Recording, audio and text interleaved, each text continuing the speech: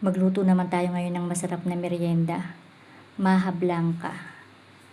Ayan ang aking mga ingredients: may cheese, condensed milk, corn kernel, cornstarch,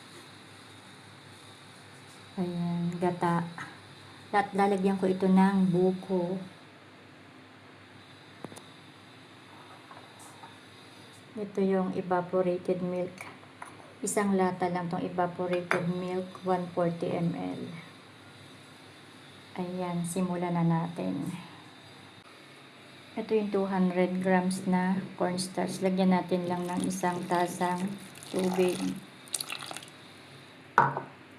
Ayan. Dissolve lang. Ayan, hanggang malusaw na siya lahat.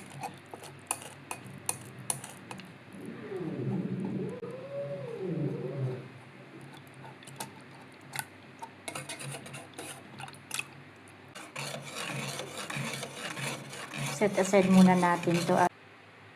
Ayan na yung ating gata. Lagyan natin ng evaporated milk.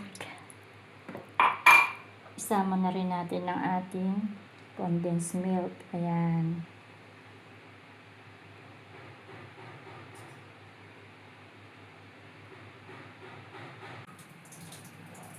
Ayan, nilagyan ko na rin ng keso. At dahil kumukulo na, lagyan na rin natin yung cornstarch na rin natin.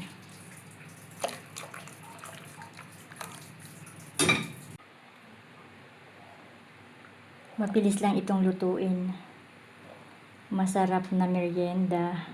Mabilis ding lutuin.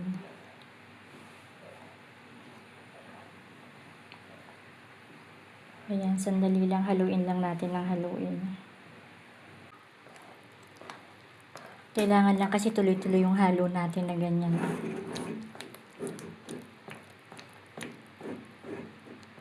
At eto na, luto na ang aking maha blanca. Pwede na tayong magmerienda. Ayan, nilagyan ko rin siya ng cheese na toppings. Ayan, tikman na natin ang ginawa kong maha. Meron ako ditong kape, black coffee, and maha ang ating merienda.